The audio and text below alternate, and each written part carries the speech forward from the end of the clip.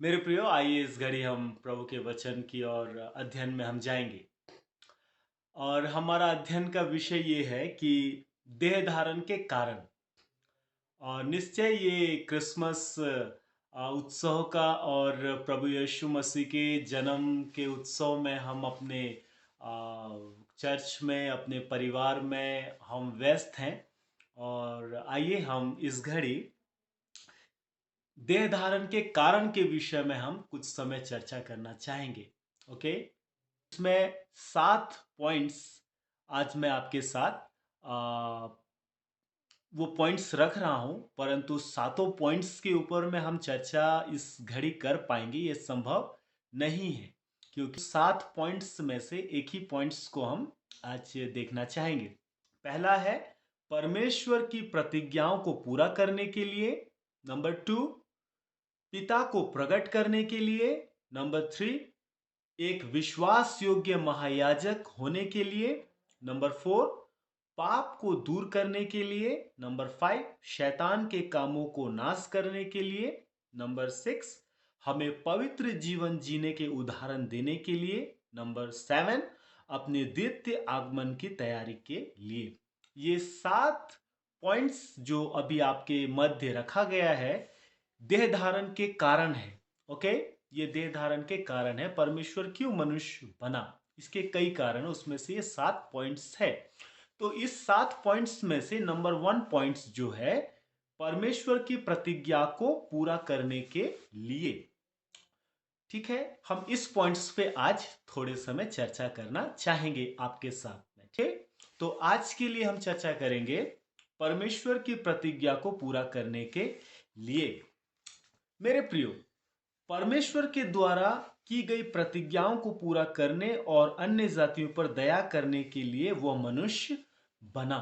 यीशु मसीह का मनुष्य बनने के पीछे एक योजना है, और वो योजना ये है कि परमेश्वर ने जो प्रतिज्ञा किया था उस प्रतिज्ञा को पूरा करने के लिए यीशु मसीह मनुष्य बना। ठीक है, और मेरे प्रियो, मैं एक और प्रश्न पूछ रहा हूं, परमेश्वर ने कौन सा प्रतिज्ञा किया था पुराने नियम में? मेरे प्रियो, इस पॉइंट्स में हम 2 प्रतिज्ञा के विषय में चर्चा करेंगे। ठीक है, परमेश्वर की प्रतिज्ञा को पूरा करने के लिए इसमें 2 पॉइंट्स को हम चर्चा करेंगे। नंबर 1 पॉइंट्स कि वह पाप से उद्धार करने के लिए, अर्थात हमारा उद्धारकर्ता होने के लिए, और दूसरा राजा होने के लिए। ओके, आप इसे नोट्स कर सकते हैं। हम उत्पत्ति उसका 3 अध्याय का 15 पद में एक वचन को पढ़ते हैं। और मैं तेरे और इस स्त्री के बीच में और तेरे वंश और इसके वंश के बीच में बैर उत्पन्न करूंगा। वह तेरे सिर को कुचल डालेगा और तू उसकी एड़ी को डसेगा। जी, तो यहाँ पे एक प्रतिज्ञा है ना। यहाँ पे आदम के पाप में गिरने के बाद परमेश्वर पिता ने एक प्रतिज्ञा किया। ओके, और वो प्रतिज्ञा यीशु मसीह में ये पूरा होता है। और मेरे प्रियो, वो यीशु मसीह है जो पाप के उस सिर को यीशु मसीह क्या करेगा? कुचलेगा। और यीशु मसीह क्रूस पे पाप के सिर को क्या कर दिया? कुचल डाला। ओके, तो वो अलग एक विषय है जो हम आने वाले दिन में हम देखेंगे। इस पे हमारा विषय भी है पाप को दूर करने के लिए। ओके, और दूसरा मेरे प्रियो, दूसरा जो प्रतिज्ञा है वो एक राजा का प्रतिज्ञा है, और वो अब्राहम को दिया गया एक प्रतिज्ञा है जो उत्पत्ति 17 अध्याय वचन 6 और 16। वचन 6, जी, मैं तुझे अत्यंत फलवंत करूंगा और तुझको जाति जाति का मूल बना दूंगा और तेरे वंश में राजा उत्पन्न होंगे। वचन 16, मैं उसको आशीष दूंगा और मुझको उसके द्वारा एक पुत्र दूंगा और मैं उसको ऐसी आशीष दूंगा कि वह जाति जाति की मूल माता हो जाएगी और उसके वंश में राज राज के राजा उत्पन्न होंगे। तो यहाँ पे अब देखिए कि उत्पत्ति की पुस्तक में मेरे प्रिय 2 प्रतिज्ञाएं हैं जो बहुत बड़ी प्रतिज्ञाएं हैं, है ना। एक उद्धारकर्ता का प्रतिज्ञा है जो इस स्त्री का क्या करेगा, हाँ, वंश है ना। अर्थात इस स्त्री का पुत्र क्या करेगा, तेरे सिर को कुचलेगा और तू उसके एड़ी को डसेगा। अर्थात यीशु मसीह जो क्रूस पे पाप के सिर को क्या किया, कुचल दिया। और मेरे प्रियो यहाँ पे एक राजा का यहाँ पे प्रतिज्ञा है, और वो राजा यीशु मसीह का यहाँ पर ही क्या है कि एक राजा आने का एक प्रतिज्ञा है, जो यहाँ से शारीरिक राजा का भी यहाँ पर ही एक भविष्यवाणी है, और अंत होता है यीशु मसीह के राजा शब्द से। ओके, तो मेरे प्रियो इसको आप जकरिया उसका 9 के 9 में भी देख सकते हैं। इस भविष्यवाणी का अंतिम राजा जो है वो यीशु मसीह है। शनि ब्रदर, जकरिया 9 का 9 एक पढ़ दे जरा। हे सिय्योन, बहुत ही मगन हो। हे यरूशलेम, जय जयकार कर, क्योंकि तेरा राजा तेरे पास आएगा। वह धर्मी है, धर्मी और उद्धार पाया हुआ है। वह दीन है और गधे पर वरन गधी के बच्चे पर चढ़ा हुआ आएगा। जी, तो मेरे प्रियो ये वाला जो चित्र है वो पूरा होता है मत्ती की पुस्तक में, जब यीशु मसीह कहाँ जा रहा था, यरूशलेम जा रहा था, है ना, उसके विजय उत्सव में, खजूर पर्व के दिन में। सिय्योन की बेटी से कहो, देख तेरा राजा तेरे पास आता है। वह नम्र है और गधे पर बैठा है, वरन लादू के बच्चे पर। Okay, praise the Lord. तो मेरे प्रियो यहाँ पे जो हम प्रतिज्ञा के विषय में अभी चर्चा किए हैं, फर्स्ट पॉइंट्स जो अभी हमने देखा है कि परमेश्वर की प्रतिज्ञा को पूरा करने के लिए, ये फर्स्ट प्रतिज्ञा है जो हमने 7 पॉइंट्स को देखा था। ये 7 पॉइंट्स में से ये पहला हमारा पॉइंट्स है कि परमेश्वर की प्रतिज्ञा को पूरा करने के लिए यीशु मसीह देहधारी हुआ।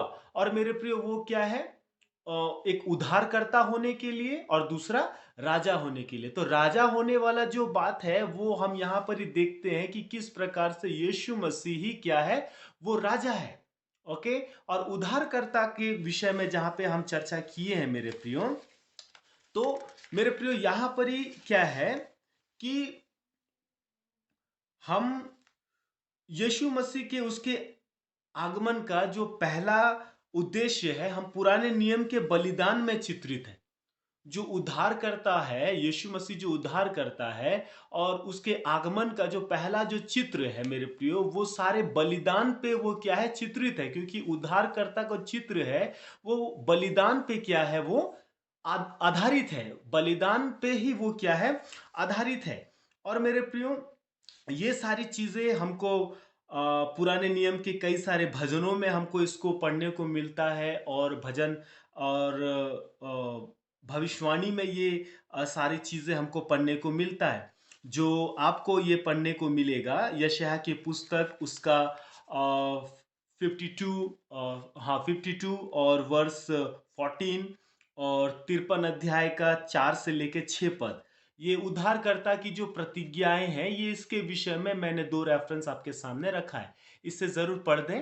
जैसे बहुत से लोग उसे देखकर चकित हुए, क्योंकि उसका रूप यहाँ तक बिगड़ा हुआ था कि मनुष्य का सा ना जान पड़ता था, और उसकी सुंदरता भी आदमियों की सी ना रह गई थी। निश्चय उसने हमारे रोगों को सह लिया और हमारे ही दुखों को उठा लिया। तो भी हमने उसे परमेश्वर का मारा कूटा और दुर्दशा में पड़ा हुआ समझा, परंतु वह हमारे ही अपराधों के कारण घायल किया गया, वह हमारे अधर्म के कामों के कारण कुचला गया। हमारी ही शांति के लिए उस पर ताड़ना पड़ी कि उसके कोड़े खाने से हम लोग चंगे हो जाएं।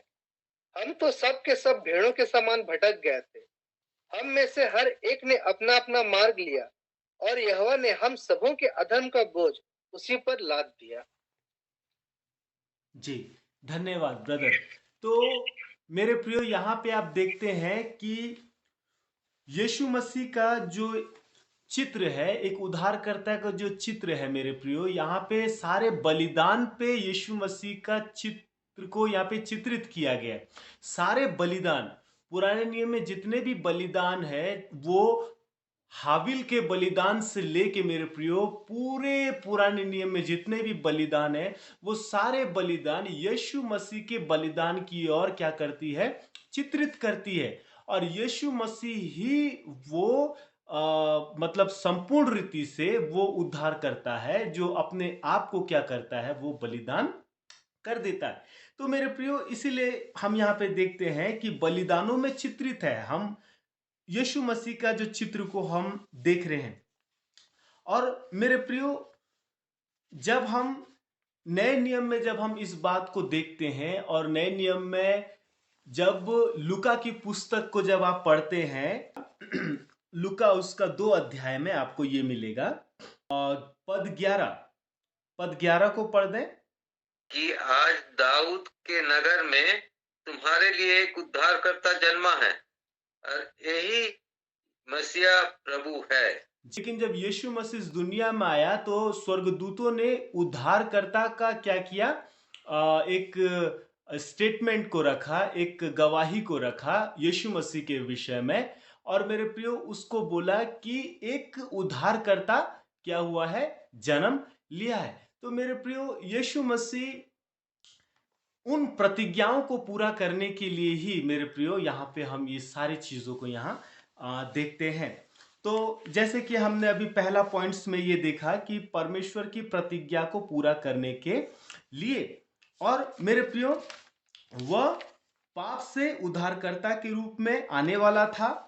और दूसरा मेरे प्रियो, वो ये है कि वो राजा होकर आने वाला था। और मेरे प्रियो, इन सारी चीजों के बीच में हम परमेश्वर की प्रतिज्ञा को पूरा होते हुए क्या करते हैं, देख पाते हैं। और मेरे प्रियो, ये बहुत ही सुंदर है। और जब आप मत्ती उसका 1 अध्याय का 1 पद को जब आप पढ़ते हैं, अब्राहम की संतान, दाऊद की संतान, यीशु मसीह की वंशावली। जी, मत्ती इस पुस्तक को लिख रहा है तो यीशु मसीह को वो राजा के रूप में क्या कर रहा है, यहाँ पर प्रस्तुत कर रहा है। क्योंकि परमेश्वर ने दाऊद को एक प्रतिज्ञा दिया था, या दाऊद के ही घराने से क्या होगा, एक राजा उठेगा। और मेरे प्रियो, इसका वही सारा एक चित्र है। आप लूका उसका 1 का 32 में भी आप देख सकते हैं। वह महान होगा और परम प्रधान का पुत्र कहलाएगा, और प्रभु परमेश्वर उसके पिता दाऊद का सिंहासन उसको देगा। जी हाँ, तो यहाँ पे देखिए कि सिंहासन के बातें हो रही है, दाऊद की बातें हो रही है यीशु मसीह के संदर्भ में। तो वो जो प्रतिज्ञा थी मेरे प्रियो, जो परमेश्वर ने किया था, एक उद्धारकर्ता का प्रतिज्ञा और एक राजा का प्रतिज्ञा। तो यीशु मसीह वो दोनों प्रतिज्ञा को क्या करता है, पूरा करता है। और वो उद्धारकर्ता के रूप में इस दुनिया में आता है और राजा के रूप में इस दुनिया में आता है। अर्थात इसीलिए उसे कहा जाता है कि वो कौन है, राजाओं का राजा है ना। और वो ही क्या है, उद्धार करता है। तो इन 2 प्रतिज्ञाओं को भी पूरा करने के लिए यीशु मसीह देह धारण होता है। और भी उसके जो 6 पॉइंट्स को आपके सामने में रखा गया था, वो आने वाले दिन में हम उस 6 पॉइंट्स को निश्चय हम देखेंगे। और आप एक और वचन को पढ़ सकते हैं, मत्ती उसका 15 अध्याय का 24 पद में, कि वहां पर ही भेजा गया है शब्द का यीशु मसीह ने इस्तेमाल किया है ना। उसने स्वयं कहा कि मैं इस्राएल की खोई हुई भेड़ों के लिए भेजा गया हूं। अर्थात यीशु मसीह को भेजा गया था इस्राएल के खोए हुए भेड़ों के लिए। लेकिन हम जब यूहन्ना उसका 1 अध्याय का 11 पद को देखते हैं, तो वहां पे ये चीज को देखते हैं, परंतु उसके अपनों ने उसे क्या नहीं किया, ग्रहण नहीं किया। उस राजा को, उस उद्धारकर्ता को, जो उसके अपनों के बीच में भेजा गया था, उसके अपने वो जो राजा का जो लिस्ट मत्ती ने दिया कि वो अब्राहम का संतान, दाऊद का संतान, अर्थात एक राजा का जो वंशावली को जो प्रेजेंट किया है ना, वो राजा जो उनके मध्य आने वाला है, वो राजा आ गया है। और उस राजा को, उस उद्धारकर्ता को जिसकी प्रतिज्ञा किया गया था, उसके अपनों ने उससे क्या नहीं किया, एक्सेप्ट नहीं किया। यूहन्ना रचित सुसमाचार 1 अध्याय का 11 पद को जरा पढ़ लीजिए। मिनट घर आया, हाँ, और उसके अपनों ने उसे ग्रहण नहीं किया। जी, तो यहां पे हम एक चीज को देखते हैं कि सबसे बड़ा दुख का बात यह है मेरे प्रियो, कि जिस प्रतिज्ञा को परमेश्वर ने पूरा किया, जिसके लिए प्रतिज्ञा किसको दिया था, राजा का प्रतिज्ञा किससे किया गया था, अब्राहम से किया गया था, दाऊद से किया गया था, और मेरे प्रियो, वो उत्पत्ति 3 अध्याय का 15 पद में इस स्त्री का वंश तेरे सिर को कुचलेगा, वहां पे उद्धारकर्ता का एक प्रतिज्ञा किया गया था। तो उद्धारकर्ता और राजा का आगमन हो गया, है ना। और मेरे प्रियो, उस आगमन जब हो गया तो हमें वचन ये बताता है उसके अपनों ने उससे क्या नहीं किया, ग्रहण नहीं किया। लेकिन वचन हमको आगे बताता है परंतु जितनों ने उसे ग्रहण किया, वो खंड को जितनों ने उसे ग्रहण किया उसने उन्हें परमेश्वर की संतान होने का अधिकार दिया, हाँ, अर्थात उन्हें जो उनके नाम पर विश्वास रखते हैं। Praise the Lord. मेरे प्रियो, यहाँ पे देखिए, यहाँ पे क्या, जितने उसे ग्रहण किया, है ना। क्योंकि उसके अपनों ने तो उसको क्या नहीं किया, ग्रहण, उस उद्धारकर्ता को, उस राजा को क्या नहीं किया, ग्रहण नहीं किया। लेकिन जितनों ने उसको ग्रहण किया, उसने उसको क्या दिया, अपने संतान होने का अधिकार दिया। वे ना तो लहू से, ना तो शरीर से, ना तो मनुष्य की इच्छा से, परंतु वे परमेश्वर से उत्पन्न हुए हैं, है ना। और मेरे प्रियो, वो आप हैं और वो आज हम हैं कि, और वो इफिसी उसका 1 अध्याय का 4 और 5 पद को, एक भेद की बात यहाँ पे मैं बता रहा हूं, उससे आप पढ़ दे जरूर। जैसा उसने हमें जगत की उत्पत्ति से पहले चुन लिया है कि हम उसके निकट प्रेम में पवित्र और निर्दोष हों, और अपनी इच्छा के भले अभिप्राय के अनुसार हमें अपने लिए पहले से ठहराया कि यीशु मसीह के द्वारा हम उसके लेपालक पुत्र हों।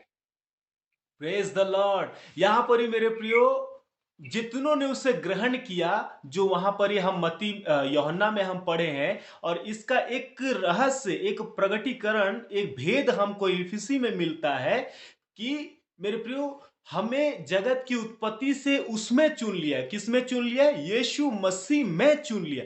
अर्थात आप और हम यीशु मसीह में पहले से चुने गए थे। Praise the Lord. ये परमेश्वर के पूर्व ज्ञान में आपको और मुझे चुना गया था कि उस उद्धारकर्ता को, उस राजा को हम क्या करेंगे, ग्रहण करेंगे। जब उस उद्धारकर्ता, उस राजा का पैगाम आपके कान में, मेरे कान में जब पड़ेगा, तो परमेश्वर अपने पूर्व ज्ञान में ये जानता था कि आप उस पैगाम को क्या करोगे, रिसीव करोगे। आप उस पैगाम को क्या करोगे, ग्रहण करोगे। उस राजा को क्या करोगे, स्वीकार करोगे। उसकी अधीनता में आप क्या होगे, अपने आप को उंडेल दोगे। उस उद्धारकर्ता के उद्धार से आप क्या हो जाओगे, बचाए जाओगे। आप चुने हुए थे, इसीलिए मेरे, और आप ठहराए गए थे, है ना। इसीलिए हम क्या हुए, आज उसमें हम आज उसके बेटा और उसके आज हम बेटी हैं। आज हम वो अधिकार, आज उपाधि, लेपालक पुत्र होने का अधिकार आज आपको और मुझे क्या हुआ है, प्राप्त हुआ है। ये यीशु मसीह के द्वारा और परमेश्वर के ठहराए जाने के द्वारा, ये पूर्व ज्ञान के द्वारा। इफिसी 1 अध्याय 4 और 5, ये अलग एक भेद है। ओके, तो मेरे प्रियो, हम यहाँ पे एक चीज और देख रहे थे, मैं खत्म करने जा रहा हूं मेरे प्रियो। एक बात यहाँ पे और देखे थे कि उसके अपनों ने उसे क्या नहीं किया, ग्रहण नहीं किया। एक बात और आप देख लो कि मती, ये जो हम 21 अध्याय को अभी पढ़े हैं, वो जो खजूर पर्व के समय में पढ़ते हैं, तो भीड़ ने कुछ समय तक दाऊद के संतान को होशन्ना बोल के संबोधित किया था, है ना। और परंतु कुछ ही दिनों बाद अगुओं के उकसाने पर उन्होंने उसे क्रूस पर चढ़ाने की मांग की, है ना। यहाँ पे हम देखते हैं कि भीड़ ने उसे दाऊद का पुत्र कहा, है ना। भीड़ ने उसको वो राजा कहा, अपना राजा स्वीकार किया। लेकिन कुछ ही क्षण में अगुओं के उकसाने पर उसको क्या किया, क्रूस पर चढ़ाने की मांग की। वही भीड़ जिसने उसको क्या किया, होशन्ना कहा, दाऊद का पुत्र कहा, हम मती 21 अध्याय का 9 पद में देखते हैं। लेकिन अगुओं के उकसाने पर हम देखते हैं कि क्रूस पर चढ़ाने की मांग किया। इस कारण वह हमारे बदले बलिदान होकर मरा और जगत का उद्धारकर्ता और कलीसिया का कोने का सिर बना। Praise the Lord. इस कारण वो क्या हुआ, हमारे बदले में। मेरे प्रिय, यीशु मसीह आपके बदले में, मेरे बदले में, मेरे स्थानापन का जो शिक्षा है मेरे प्रियो, स्थानापन का, आपके बदले में, आपके जगह में, आपके स्थान में यीशु मसीह जो क्या हुआ, बलिदान हुआ। आपके सारे बोझ को, आपके सारे पाप को, आपके सारे दंड को वो अपने ऊपर ले, स्थानापन, आपके बदले में यीशु मसीह क्या हुआ, मरा और जगत का उद्धारकर्ता जगत का उद्धारकर्ता, और कलीसिया का क्या है? वो कोने का सिर बना मेरे प्रियो। तो ये अद्भुत एक वो प्रतिज्ञा, परमेश्वर की प्रतिज्ञा को पूरा करने के लिए देह धारण, और वो प्रतिज्ञा, दो प्रतिज्ञा, एक उद्धारकर्ता की प्रतिज्ञा और एक राजा का प्रतिज्ञा। तो यीशु मसीह हमारा कौन है?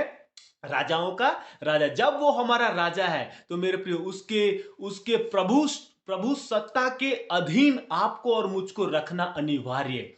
उस राजा को अपने जीवन में प्रभुता करने देना अनिवार्य है। ऐसा नहीं है कि हम राजा के सामने मनमानी करेंगे, ऐसा नहीं है कि राजा के सामने हम कुछ भी करेंगे, नहीं मेरे प्रिय। राजा वो है तो उसके अधीनता, उसके उसके प्रभु सत्ता के नीचे हमको आना होगा। वो हमारे ऊपर में प्रभुता करे और हम उसके अधीन रहें, क्योंकि वो हमारा कौन है? राजा है। क्या आप स्वीकार करते हैं? वो हमारा राजा है और उसके प्रभुत्व के नीचे आप और हम आते हैं। इसीलिए वो राजाओं का राजा है मेरे प्रियो, प्रभुओं का प्रभु। आपके दिल में, मेरे दिल में कोई दूसरा राज नहीं कर सकता, ठीक है? आपके दिल में, मेरे दिल में कोई दूसरा राज्य नहीं कर सकता सिवाय एक, जो मेरा राजा। हे सियोन, ब्रदर सनी एक वचन लास्ट पढ़ दीजिए, मैं खत्म कर रहा हूं। जकरिया 9 अध्याय 9 पद। बस ये दो दो प्रतिज्ञा जो मैं आपके सामने शेयर किया, मैं इसे आज यहां पे विराम दे रहा हूं। हे सियोन, बहुत ही मगन हो। हे यरूशलेम, जय जयकार कर, क्योंकि तेरा राजा तेरे पास आएगा। वह धर्मी और उद्धार पाया हुआ है, वह दीन है और गधे पर वरन गधी के बच्चे पर चढ़ा हुआ आएगा।